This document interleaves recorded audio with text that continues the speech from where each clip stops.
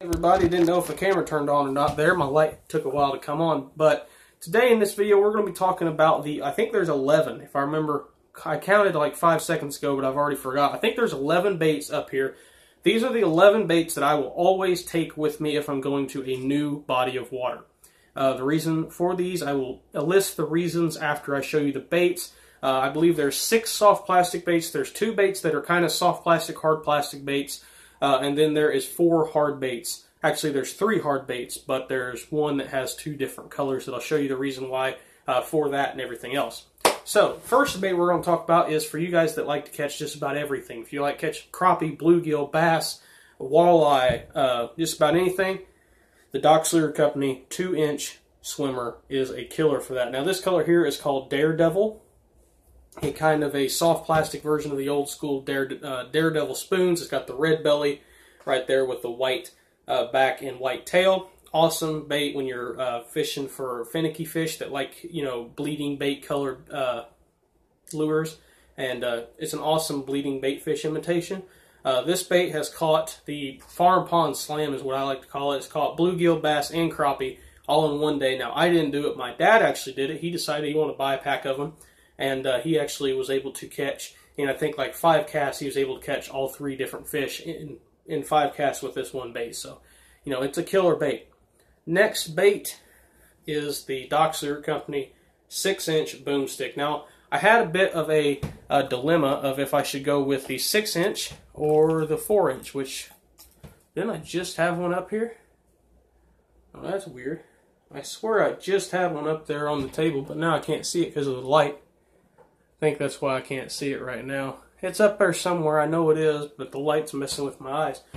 Now, the reason why I didn't go with the 4-inch and I went with the 6-inch is if you're trying to look for big fish and a lot of them. If you're looking for bigger fish or if you're just looking for all kinds of different fish, the 6-inch boomstick will help you not only catch bigger fish, but it will also help you catch fish in general.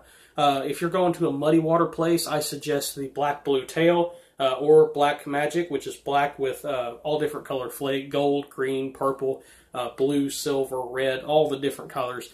But this one here is just matte black, no flake, with a blue and green flake tail. Looks really good. I like it a lot. It looks awesome. Can't wait to throw it this spring when the water's muddy, because usually in the springtime around here, the water is usually muddy because of all the snow that has fallen and melted and all the rain and just all that junk. And you guys have seen in my last video that it snowed. Probably at least, I'd say probably 40% of that has melted since then. So the water's not going to get much of a chance to clear up here pretty soon. But wacky rigged, in my opinion, the best way to rig this is Texas rigged or weightless rigged or on the runner rig, which you guys can go back in my video archives and talk about that video. It's basically a big swim bait hook with a belly weight, and you use a bigger worm like this and you just slow drag it on the bottom. But it's an awesome bait for that. It's awesome bait for the flick shake rig. Now, what I like about this bait is if you use a small enough hook, this hook here actually broke, but I mean, it's the same style hook that I usually use. It's an offset bait keeper hook for like catfishing. I use that as a wacky worm hook. And the thing is, with these baits, they're so slow falling that they almost look like they're floating. Like, it's such a slow falling bait that it doesn't even look like it's moving. And that's what I like about these baits, is they're so slow falling that, I mean, it's like super duper slow. Slower than any other bait that I've ever found. And it won't rust your hooks because there's no salt in it. There is shad scent. If you do buy any of the baits in this video, from Dox Lure Company, they do have shad scent already built in on them, and they are probably the best shad scented baits out there. It doesn't matter what bait you get, depending, you know, crawfish, shad, worm style bait, any of it, they have shad scent on them. So they all smell really good to those fish. Next bait, this is a bait here that I will never, ever go to a small pond or a big pond or a big lake or anything like that without, and that is the Dox Lure Company 4-inch Ultra Finesse Worm. Now, the reason why, this thing is a fish catcher. Now, if you're going out to a new pond that is not known for a whole lot of big fish, this thing can be a great bait. Now, this bait has caught 4-pounders, so, I mean, you can catch big ones on it, but It is awesome for those small ponds with a lot of small fish, and you get 15 of them in a pack, so they're going to last you a long time. My favorite rig is what I call the Ultra Finesse Shaky Head. Basically what you do is you take your bait to where the head, the rounded head, is up towards your middle finger, or towards your pointer finger, and you run that jig head hook right through the top of the head, and you bring it up like that, twist it around, and you push it right up there onto the bait keeper. It's going to kind of look something like that. Then you just run that hook right back through your bait. Kind of hard to do with that light shining in my eyes, can barely see. And that right there is what it's going to look like. Now, it may not look like there's a whole lot of hook penetration right there, but I've caught 4-pounders doing this, so it's definitely not no unworking bait. It's no joke or trick. It has caught 4-pounders for me doing this, so I'm not going to lie to you on that. It has caught some big fish, and just that little bitty gap that hook needs. All it needs is that point. If that point hits that fish, you keep the pressure on them, and they'll come into the boat. And that's a great bait for drop shots, shaky heads. My personal favorite way to rig it is that way right there. You guys are seeing it right there. I don't even fish on drop shot most of the time. I'll throw the drop shot minnow on drop shot. That there, shaky head. Ultra Finesse Shaky Head. That's enough said. Next bait. So this is when the fish are moving. If you have a moving bait and the fish are wanting to bite that bait, the 3.5 gunner is a great style of bait. I love that thing for jig heads, trailers. Now you'll notice that I didn't include any chatterbaits, swim jigs, which I kind of included a swim jig. I won't say swim jigs. No spinnerbaits or chatterbaits. The reason why is spinnerbaits and chatterbaits, in my opinion, don't do as well as just a plain swim bait or a swim jig. That's why I didn't include them. So you can deal with that. You can go ahead and bring them if you want to. That's just kind of an honorable mention. That's what I'll call it. That's an honorable mention. If you want to bring a chatterbait and a swim or a spinnerbait, go ahead. I personally don't. But that right there, just a plain old swim bait on a plain hook, jig head, or on a normal little swim bait hook, 4/0 swim bait hook is perfect for that. That's normally what I throw it on. Next bait. So this is for the bigger fish. If you're looking for bigger fish, and in the summertime, if you're just looking fine fish, an 8-inch worm. Now this is the 8-inch slammer worm. This is cricket brown color with no flake. Awesome bait right there. Shaky heads and Texas rigs. I'll show you my Texas rig setup right here. So normally I would have this pegged, but right now I don't. I don't really know why I didn't put a peg on this Texas rig. But 1/2 ounce bullet weight with either a 3/0 or a 4/0 EWG hook. That is my Texas rig setup. 20-pound main line with my Abu Garcia Black Max combo. That's a killer right there. Now, depending on the depth of your lakes and ponds, or if you're trying to find out how deep it is, I would go with a pegged. And also, if you're flipping, bringing flipping into this video, the Doc's Lure Company Mud Crawler. So, not only is it a great jig trailer and a great Texas rig bait, shaky head bait for imitating crawfish, but it's also a great flipping bait to imitate both crawfish, bluegill. If you get a white one, it could imitate shad. Minnow gray could also imitate a shad. But in my opinion, the old school green pumpkin, you can do just about anything with this. This is a do-everything bait. You can put it on the back of a swim jig, on the back of a spinnerbait, chatterbait. You could put it on a shaky head, fish it around the rocks for crawfish eaters. You could Texas rig it and do the same thing. You could flip it. That's why I included this bait right here, because you can do just about everything with that bait. Another do-everything bait, hang on 1 second there, camera had it pinned down, is a flipping style jig. So that right there is a Bob's 4Bass shaky head, or a flipping jig. Sorry, I had a stupid moment there.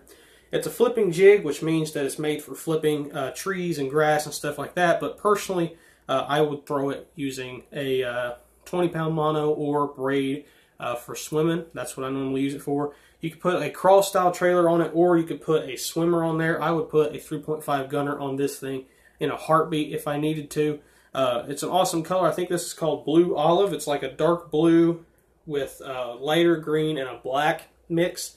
Awesome color right there. I really like that. Another jig that I bring, so this is only for just in case moments. This is another bait. I'll show you a couple more here in a second. This is a bait that I will only bring just in case.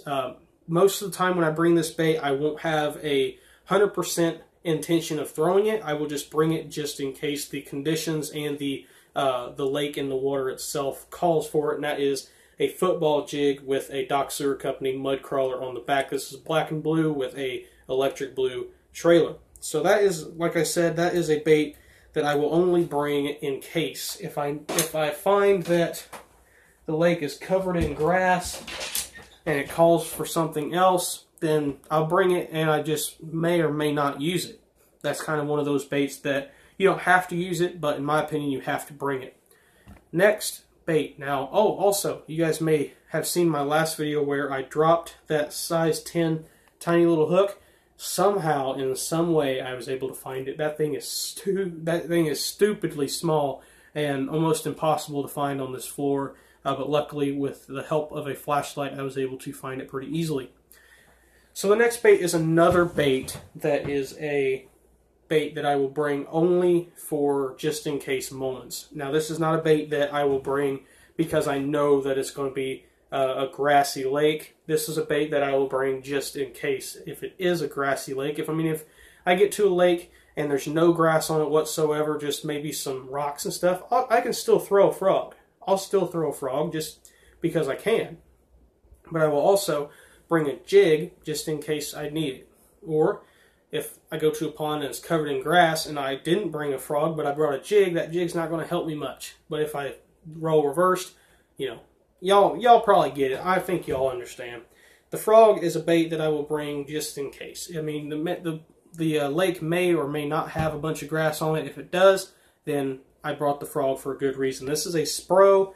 I think this is a 65. It doesn't say. I think it's a 65 size Spro frog. This color is called Killer. It's black and white. I like black and white baits.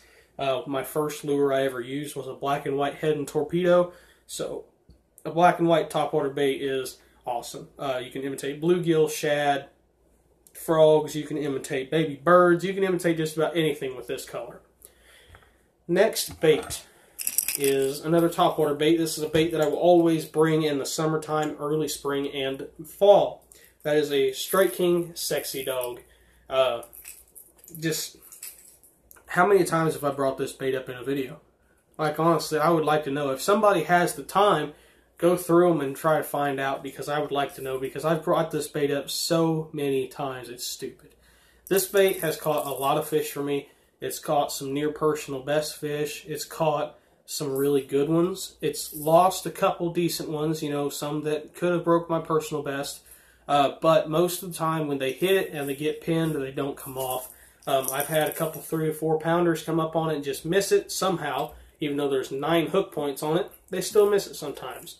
But if there's one topwater bait out of all the topwater baits in the world that I would tell you to bring, it's either a popper or a Sexy Dog and a frog.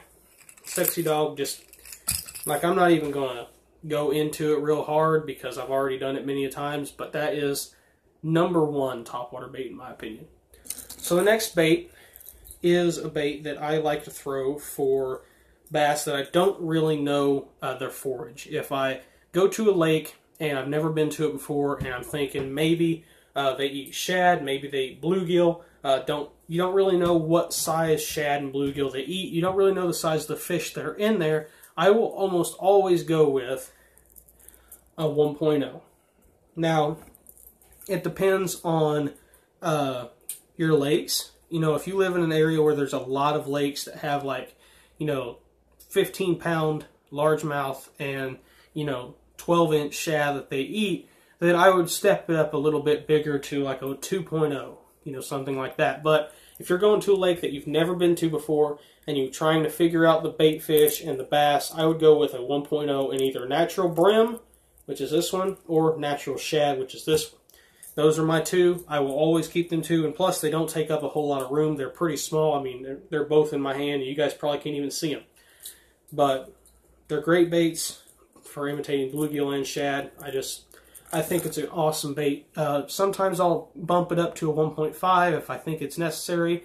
Most of the time I'll go with a 1.0 just because, you know, even if the shad are bigger, those smaller bass and bigger bass will still try to eat it because it's, you know, even though it's not, you know, a 5-inch shad, they'll still eat it because it's a reaction strike. So the last and final bait that we're going to be talking about here today is a bait that I've not only caught 3 or 4 bass on, but I've also caught a freshwater mussel and a giant snapping turtle. And I want you guys, if you guys haven't already, if you guys have even made it to this point in the video, go over to Big Bait Baker's YouTube channel. I'll try to link the video in the description because I hooked a snapping turtle and he videoed it, and somehow that turtle was actually able to unhook itself from this bait. But that is a 5-inch bluegill glide bait. So a lot of people have been getting into the glide baits in the past few years. I started getting into it last year. I have 3 S-Wavers. I have a 168 and 2 120s. I have a big 7-inch shad swim bait, and I have this guy right here. I also have a 6-cents glide bait as well, and I also have a river, or a what are they called? Bass Pro Shops River to Sea S-Waver version. So I've been getting into the glide baits a little bit. You know, I'm not throwing giant depths 150s yet. Probably won't ever do that. But, you know, I'm getting into it a little bit, trying to hunt for those monsters. And a big bluegill swim bait. Make sure you check out your hooks. Make sure your hooks are good, because you don't want to hook into a 7 or 8 pounder and then your hooks bend out or your hooks aren't sharp enough to hold it. That would be just heartbreaking. I've had stuff like that happen with a frog that I had, and I've actually retired that frog since then. That's the little Spro popping frog. The day that I retired it, I lost about a 6-pounder, so I wasn't worried about the hooks. I'm not going to sharpen them because I've heard that when you try to sharpen up hooks, it could just destroy the hooks, and I'm not going to destroy the hook on it. I would rather just retire it, not destroy it. So whatever. But I did actually lose a 6-pounder because of the hooks not being sharp enough. So it sucks, but that happens. So make sure you check out your hooks. So thank you guys for watching once again. Make sure you like, comment, and subscribe if you haven't already. I've been thinking of doing a story time video here pretty soon, so be on the lookout for that. If you made it this part in the video, I do appreciate you very much. Most of the people don't even make it to this point in the video. A lot of people just watch like 30 seconds of the video. I've been looking at my view time and stuff like that, and it says that a lot of people only watch like 30 seconds of the video, probably just enough to make a comment and then leave. So if you did make it to this point in the video, let me know down in the comments, because it'll help me realize who is actually getting to this point in the video. So thank you guys for watching once again. Bye.